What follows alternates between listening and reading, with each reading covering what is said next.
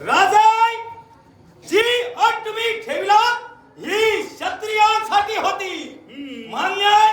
त्रिवार सत्य. मग क्षत्रियांसाठी अट असताना ब्राह्मणाला प्राधान्य का? ब्राह्मणांना मी तर प्राधान्य दिलं याच्याही मुळाशी कारण आहे.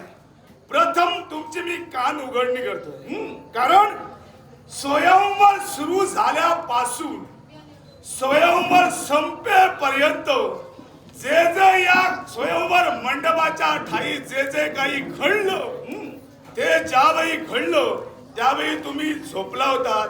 का म्हणून? कारण जिथं साऱ्या आर्यवर्तातील क्षत्रिय संपले असं जिथं घोषित केलं आणि हे घोषित केल्यानंतरच या दक्षिण कक्षातील असणारे ब्राह्मण श्रेष्ठ यांना प्राधान्य दिलं गेलं. मग हे सारं तुम्ही तुमच्या नेत्रानं पाहिलं नाहीत की काय? मला सांगा, या स्वयंवरात अट ठेवली ती कोणती? जो कुणी मत्स्यभेद करेल, जो धनुष्य उचलेल आणि मत्स्यभेद करेल त्याच्याच कंठी माझी कन्या द्रौपदी वरमाला घालणार होती. म्हणजे जो क्षत्रिय आहे, हा, जो सरसंग जाणतोय त्याला मत्स्याचा भेद करावा. हा, योग्य आहे? त्रिवार सत्य. मग ज्यावेळी कर्ण उठला त्यावेळी कर्णाला का रोखला? याच्याही मुळाशी कारण आहे. माझ्या कन्येनं त्या कर्णाला रोखलं याच्याही मुळाशी कारण आहे. तो धनुर्धारी नव्हता का? धनुर्धारी तो होता, पण आर्यवर्तातील क्षत्रिय आणि या क्षत्रियात तो कर्ण मोडत नसल्या कारणानच आज त्या कर्णाचा अवमानित केला गेला.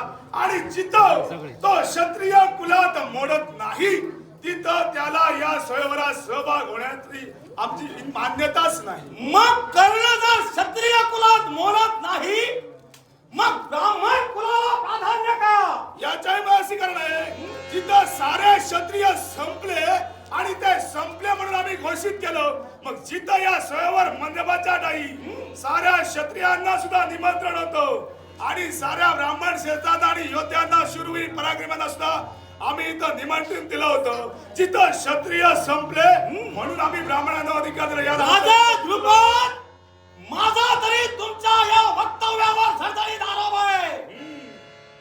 हा दोष पण रहित जो स्वयंवर होता तो क्षत्रियांसाठी होता, पण तुमच्या स्वतःसाठी ब्राह्मणाला प्राधान्य तुम्ही दिलात असं मी तरी म्हणे. तुम्ही आता हे मागावून सांगता. तुम्हाला जर क्षत्रिय धर्माचा जर स्वाभिमान होता मग तिथं ज्यावेळी तुम्हाला तो धनुष्य उचलला नाही त्यावेळी तुम्ही तुमच्या वतीनं एखादा प्रतिनिधी का पुढे केला नाही? राजे ध्रुपद, माझ्या एका प्रश्नाचं उत्तर द्या. तुमच्या मुलीच्या मुखातील शब्द होते अंध पुत्राला वरणार नाही, मान्य आहे? त्रिवार सत्य. सूत पुत्राला वरणार नाही. मग हे जर तुमच्या मुलीचे शब्द होते मग आम्हाला निमंत्रण का दिले? स्वयंवराच्या ठाई निमंत्रण जे दिलं होतं ते साऱ्या देशोदेशीचे राजे राज करते यांना साऱ्यांनाच वर म्हणून इथं बोलवलं नव्हतं, तर काही जणांना समारंभाची मजा सुद्धा घेण्यासाठी बोलवलेलं होतं. राजे, जिथं तुमचा अधिकार नाही तिथं आता तुम्ही जबरदस्तीने ऐका राजा ध्रुपद, ऐका म्हणतोय. काय म्हणाला तुम्ही? साऱ्यांना स्वयंवरासाठी निमंत्रण दिलं नव्हतं, पण मी तर असं म्हणे जे निमंत्रण मिळालं होतं ते स्वयंवरासाठी निमंत्रण मिळालं होतं. मग ते निमंत्रण का दिलं? मग मला प्रथम माझ्या प्रश्नाचं उत्तर द्या. ज्यावेळी स्वयंवर सुरू झाला त्यावेळी स्पर्धेचे नियम आणि नियमावली ठेवलेली होती. गोष्ट मान्य आहे. मग त्या स्वयंवराच्या पणाच्या टाइमी नियम ठेवले होते, त्यात एक विजयी आणि दुसरा पराजयी हे होणारच होतं. मग आता तुम्हाला तुमचा पराजय मान्य करायचा नसेल तर तुम्ही जाऊ शकता. राजा ऐका, हा सुयोधनाचं वक्तव्य करताना कारण ऐका आहे. ज्याते तुमच्या मुलीच्या मुखातून शब्द निघालाय की अंधपुत्र, हा अपमान या सुयोधनाचा आहे. ठेवून हा सुयोधन खेळणार आहे. तुला अंधपुत्र म्हणून हिणवलं हा मुळी प्रश्न इथं उद्भवतच नाही. जिथं स्पर्धा ठरली गेली, स्पर्धेचे नियम ठरले गेले, त्या नियमात जिथं तू बसला नाही तिथं तू हरला. तू आता जाऊ शकतो. ए!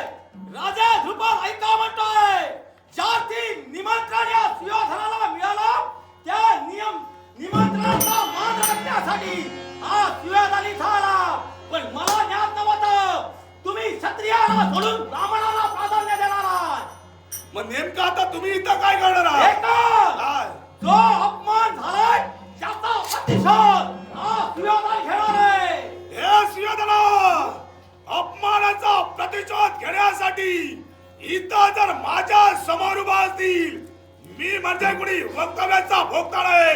अरे कृतीचा शास्ता म्हणून तुझ्या नेत्रासमोर उभा आहे. प्रत्यक्षाला मलाही माहित मी आहे. काय लावण गेला असा?